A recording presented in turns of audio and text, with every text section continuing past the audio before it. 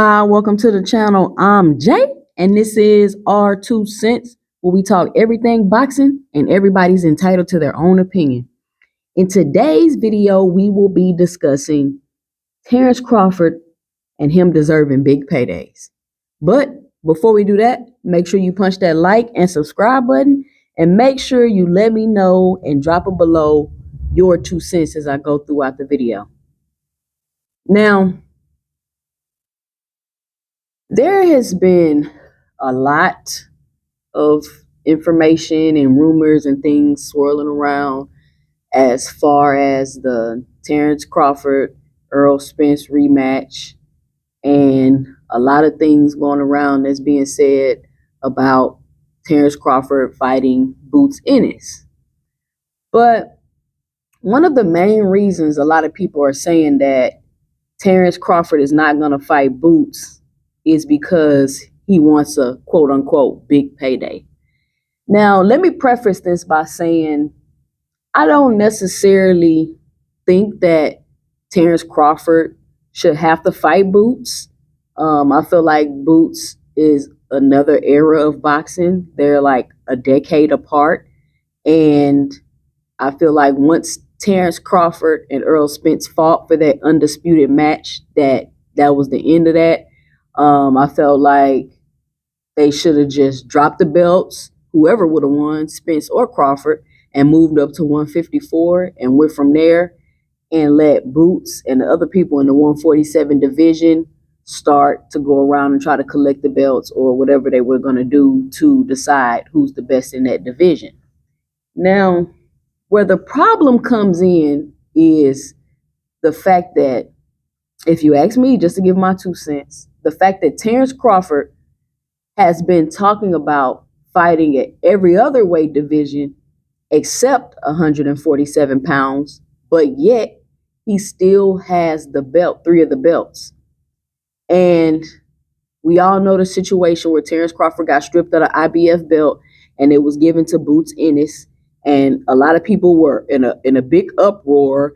And I felt like Terence Crawford was acting like he was upset or he felt some type of way, which came off to me as fake outrage, because you said multiple occasions that you're not fighting Boots. And the fact that he keeps saying he's not fighting Boots, it's cool if you're not fighting Boots. But if Boots is the up-and-coming star in the division, and his whole goal and standard is to become undisputed, and you have the other 3 belts, who else should Boots Ennis be looking to fight? But I digress, because that's another video. I'm going to make a whole nother video about that.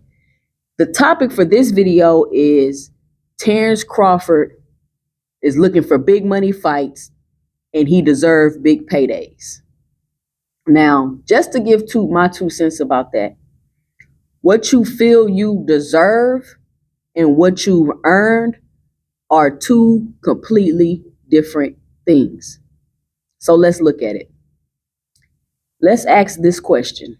Has Terence Crawford built his career and put himself in a position to earn big paydays? I want you to just sit there and let me know and drop it below what you think to that. Answer that question. Yes or no? He spent a lot of time at Top Rank fighting whoever they put him in front of, right? With the big guarantees. He didn't promote himself very well. A lot of people say Top Rank didn't promote him well. Whoever didn't promote him well, he wasn't promoted very well. He wasn't a household name.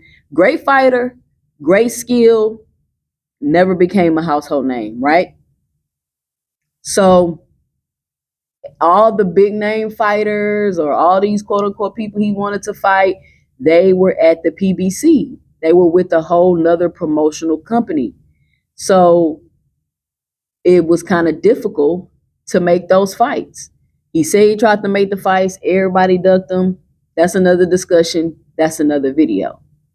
So why do people believe that Terence Crawford deserves $15 to $20 million paydays for fights?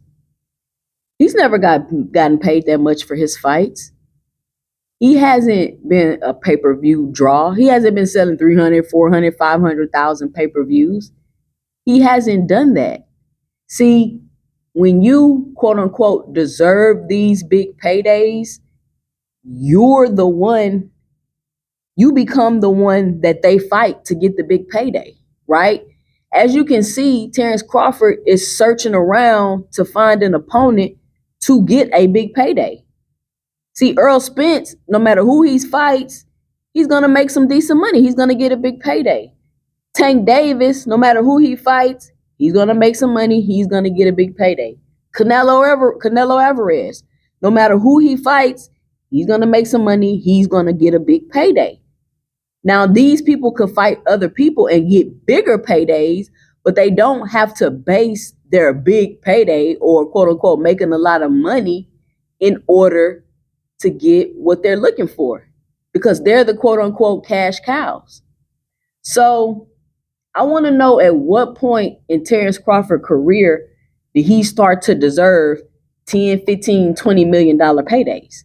Some people may say, oh, well, when he beat Errol Spence. Now, first of all, if everybody he wants to fight at the PBC, we are aware that the PBC doesn't necessarily give big paydays unless you're just the superstar. I don't even think Errol Spence necessarily gets 15, $20 million guarantees when he fights. A lot of the stuff at PBC is made on the back end. Hence, you get paid what you earn. You pay what you weigh. You get paid what you weigh. You eat what you kill. That's the PBC model. But for some reason, people think that Terence Crawford deserved 10, 15, $20 million paydays guaranteed for his fights. So did he make a big payday fighting Errol Spence? Yes, he did. And I'm sure a lot of you would agree with that. But even the way he got the big payday from Errol Spence, he had to plot, plan, and scheme and finesse his way into getting that. So he didn't even necessarily earn that big payday. So we're basing future paydays that you feel that Terence Crawford deserved off the payday that he had to plot and scheme, and Errol Spence had to give him all of these concessions in order for him to get that, just to even make the fight. So that's why it kind of doesn't make sense. And the expectation that Terence Crawford should get 10 and $15 million paydays is unrealistic.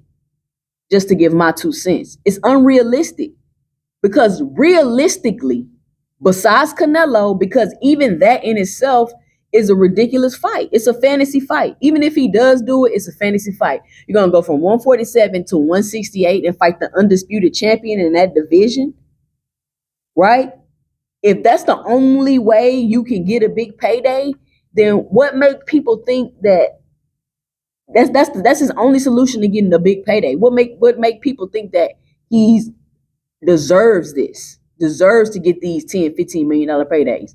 Besides Errol Spence in a rematch, which I don't even know if they'll get 10, 15, 20 million in a rematch guarantee, who else is there for Terence Crawford to fight to get a 10, 15, $20 million guarantee? That's not who Terence Crawford is. The accolades and the skill, that's for boxing. That's one thing. But that doesn't always or necessarily translate over to the business of boxing. So in my opinion, I just feel like people are being unrealistic with that. And I feel like it's kind of being used in almost like a manipulative fashion, to where if a name pop up of somebody you don't want to fight, you're like, oh no, I'm not going to fight them. I'm looking for a big payday. Now, it was rumored that he was trying to make a fight to fight Tim Tszyu. How big was that payday going to be? Was that going to be 10, 15, $20 million? I don't think so. If he fights Jermell Charlo, will he get a 10, $15 million guarantee? Maybe. I don't know. But this whole premise of Terence Crawford feeling like, or his fans feeling like he should get 10, 15, $20 million paydays, my 2 cents, it doesn't make sense. It doesn't make sense to me, because you haven't built your career or put yourself in a position to that's where you're at. Like, you didn't put yourself in a position to end your career getting big paydays. A lot of people just feel like you deserve it because you're a good fighter, you was 2-time undisputed, and this and that, when that's not necessarily how the business of boxing works. And even the big payday that you finally got, you didn't deserve it. You didn't earn it. The other fighter had to make concessions. He had to go against his team. He had to essentially do bad business in order for you to get that fight. So I don't think you're going to come across another fighter or another promotional company that's going to be willing to do bad business like that in order for you to get a quote unquote high guarantee in which you and your fans feel like you deserve but haven't necessarily earned. And I think it's just simple as that. And on top of that, you have conversations about how difficult you are to deal with in negotiations, where we all seen an example of that, of how you stalled out in the Earl Spence negotiations. You used these negotiations to leverage another negotiation. You ran off and you fought somebody else. Like, all of those things, all those tactics, quote unquote tactics that you used to get what you wanted, that didn't look too good. So maybe this is another video, but I'm wondering if Terence Crawford has blackballed himself, because I don't believe Top Rank will do business with you. Maybe Golden Boy might do business with you, but who are you going to go over there and fight? See, it's almost like Terence is stuck in between a rock and a hard place, because you really can't step down the competition, right? That won't look too good. You kind of got to step it up. But and you feeling like you can't go backwards, you got to step up the competition, and then at the same time feeling like you need 10, 15, $20 million guarantee. I feel like that's going to put you in a rough spot, to where maybe eventually you might just be like, I have to retire, right? And it's not that nobody wants to fight you. It's seeming like you don't want to fight nobody else. So I just wanted to make a quick video and just give my 2 cents about that, because it's just a little ridiculous to me.